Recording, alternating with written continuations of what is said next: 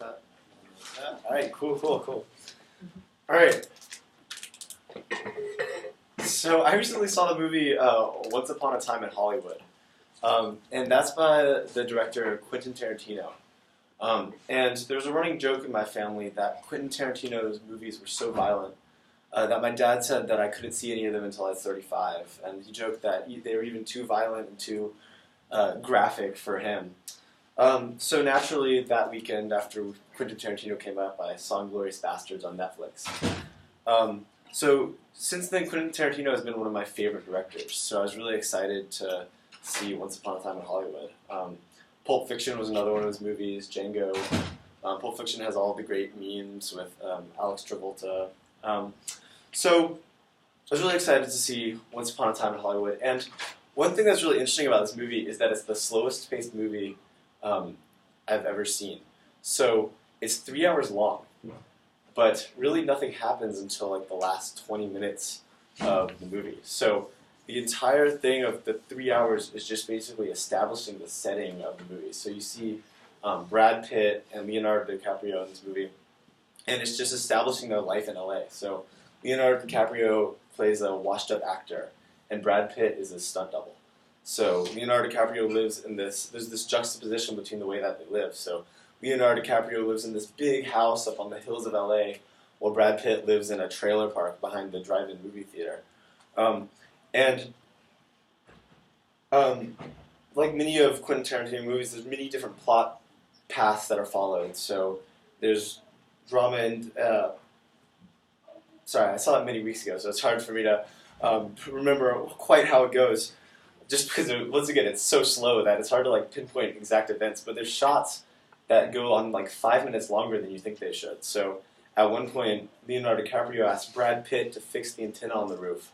And Brad Pitt's fixing this antenna for like 5 minutes, and you're just sitting in the theater watching for the full 5 minutes as he just does all of these tiny little tasks.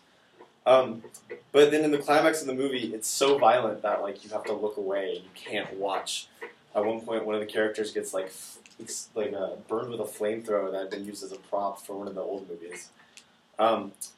But I would strongly recommend seeing this Once Upon a Time in Hollywood if you're into really artistic and kind of movies that make you think about... I didn't even tell what the movie's about. The movie's about the Manson murders, the Manson family murders. So the last 20 minutes of the movie is the Manson murders happening. And then the first 3 hours of it is just the setting and kind of just like meandering through LA. Whereas in the last 15 minutes or so, 5 people die, and one of them gets like burned with a flamethrower. Another one like gets their head bashed into a mantle. It's just like really, really graphic, and it kind of gives it that Quentin Tarantino flair. So yeah, that was the movie I saw recently.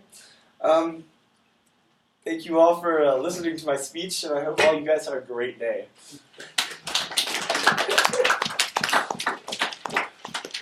Okay, how did that go, Walden? I don't really know how much was expected.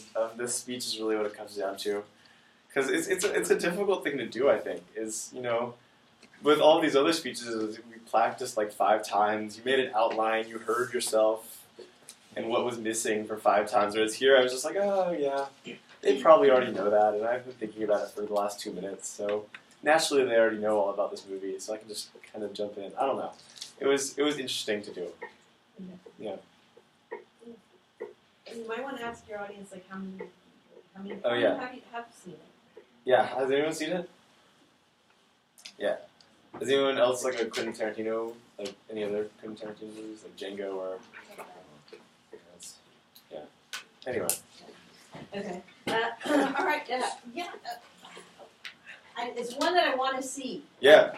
My husband took my kids to see it. I didn't get so I think my daughter or something. Anyway, you gave us real. Jumped right in with the topic. Here's what I'm going to be talking about, which is fine. And I like the fact that you set up your credibility in terms of your relationship with Quentin Tarantino movies. I think that that was fun. It kind of gave it a little conversational flair, and sort of connected you to the topic quite nicely. So I think that worked. That was good. And what I would say in terms of like organization, and here's whenever you're in an impromptu situation, identify what your points are going to be, boom, boom, boom, and just be really like, boom, just kind of pop those out really clearly. Because sometimes it can get a little mediocre, and that's what you don't want to do. Yeah. And I can safely say that in business situations, impromptu speeches are probably what you're going to be called to do on the most, right? So just because it's going to be, you're in a business setting, you're in a meeting, okay, tell me where we at, right? So always be thoughtful about that. I think what's interesting about those speeches in that kind of setting is that there's an obvious point. There's an obvious thing that you're trying to convey. Whereas with this speech, I don't really know if my audience really cares, and it's just like make us care. Yeah. Make us care. Right. And so be thoughtful about whenever you have the opportunity to have the floor, hold it. Right. Take that power. A lot of power being able to stand in front of the room. Right.